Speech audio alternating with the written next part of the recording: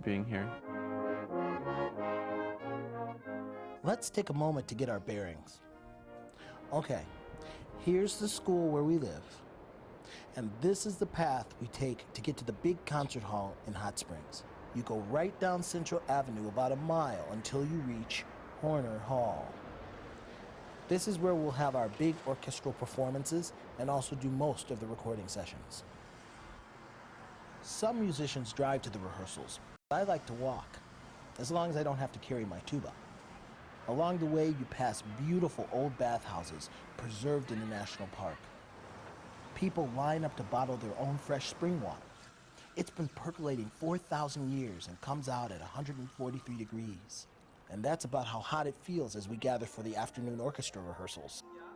Thank goodness Horner Hall is air-conditioned.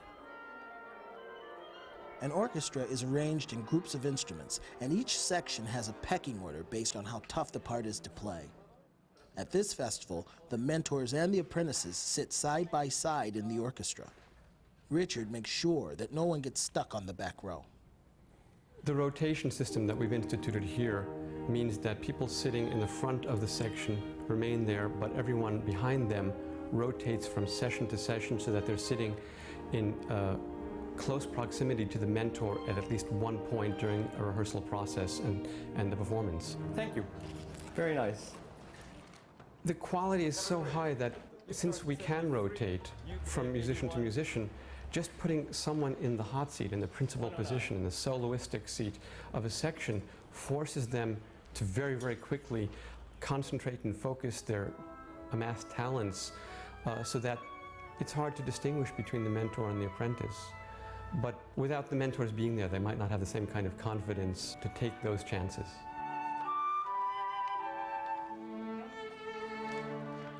I mean, I think it's pretty cool that Suzanne comes and sits in there with us. I mean, man, she sounds good, and we sound better because she sounds better, you know. Just having her there helps us.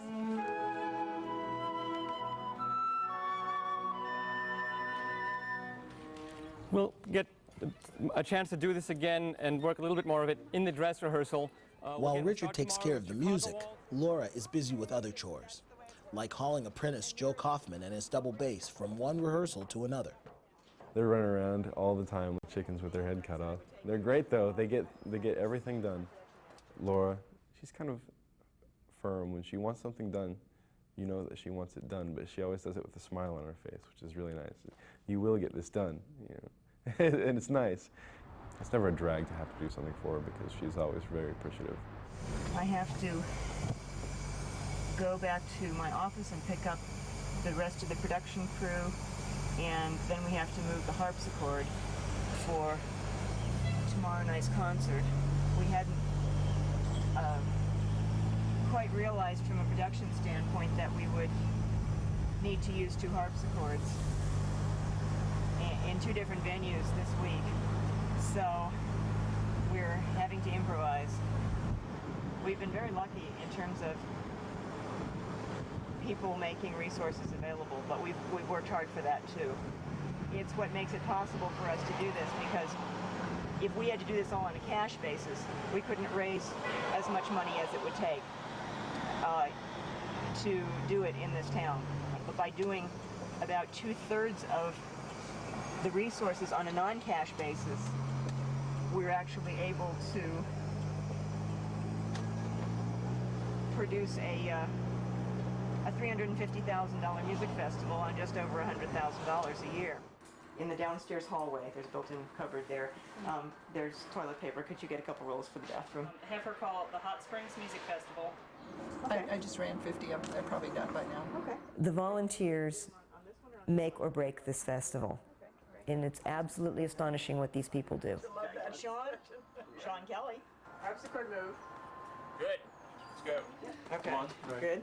Make sure the back down. Okay, back into a level position whenever. Back level. We have over 350 volunteers who work with us during just the 2 weeks of the festival, and then dozens and dozens more who work with us during the course of the year. Howard, that's perfect. There are people who literally take their vacation weeks to work for the festival. I mean, they come from Texas or California or other places and work like dogs for 2 solid weeks, and then they go home and work the rest of the year because they've taken their vacation time to do this. I'll just yell directions. Okay. That's all right. Because of the nature of this particular beast, it is important for me to be relatively hands-on with every facet of the organization. Straight ahead. I feel, in a way, like the spider in the middle of a giant web. I pluck a string or move something here, and I'm in constant motion during those days.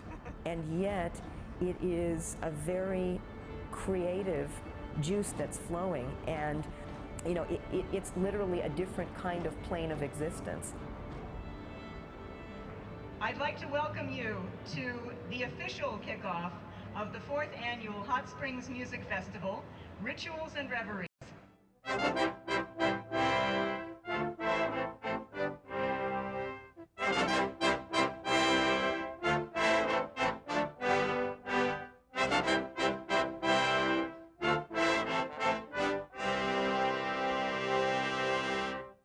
Even though all the rehearsals have been open to the public, we've been basically playing for ourselves. That changes when the concerts begin. Now we play for the audience. We do a lot of concerts in churches, and the churches are packed full with people. I mean, it can be pretty scary to walk out there sometimes, and you see the audience, and you see the music in front of you, and you think, oh my goodness, I can never play this.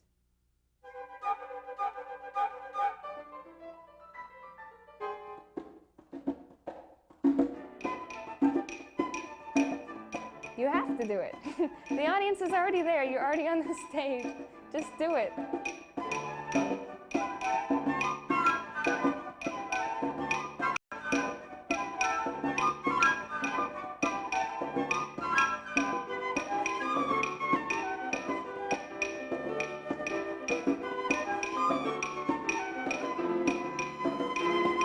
I mean, sometimes you perform and you look out at the audience and all those old ladies are sitting there smiling and they love it and you love it and you're like playing for them and it's like, this is so cool.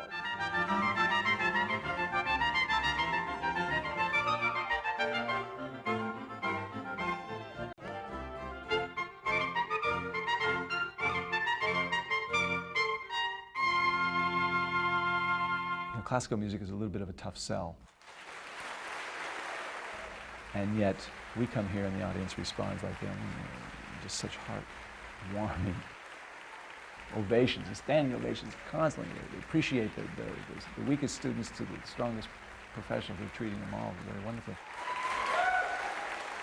That's not something you see everywhere. I've been in numerous festivals where you have 25 people in the audience when you play. Here it's a sold-out audience, not just for the big concerts, but every single night for 2 weeks.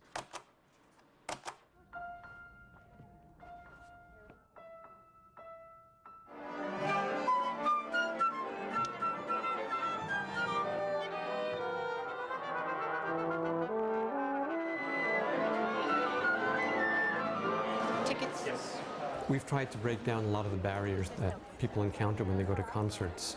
We dress the same way people in the audiences dress. We perform in venues that they associate with their daily life. We encourage applause between movements. We want to present the music in a very serious manner, but we want the atmosphere to be one that's very accessible. And the audiences seem to be taking that idea and running with it.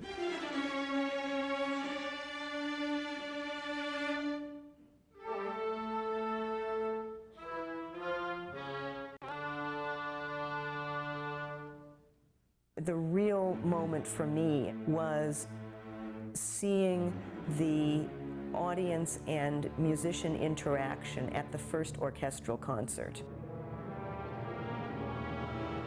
It was a very makeshift kind of thing in our first couple of years as far as the physical logistics, but the feeling when that music reached that audience swept away everything that had come before it. You know, those moments of doubt and those moments of exhaustion. And it was an exaltation.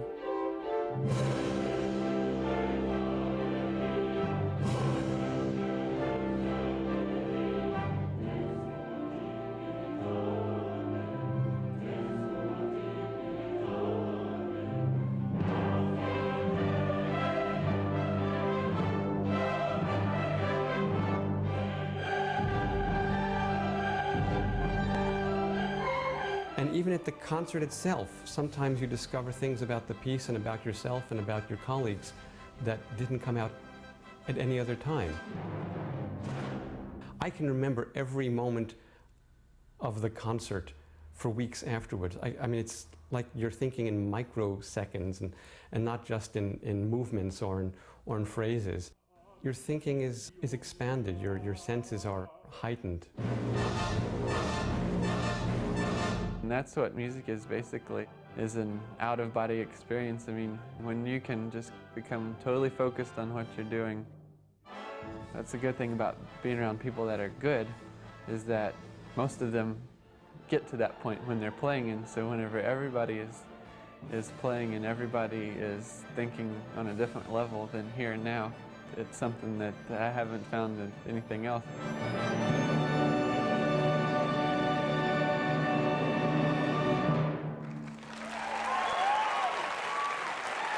I guess the closest thing I found would be drinking beer. But you feel bad after you drink beer, you don't feel bad after you play music. Yeah, everybody's feeling pretty good once the concerts begin. But as in all human endeavors, unforeseen problems lie ahead.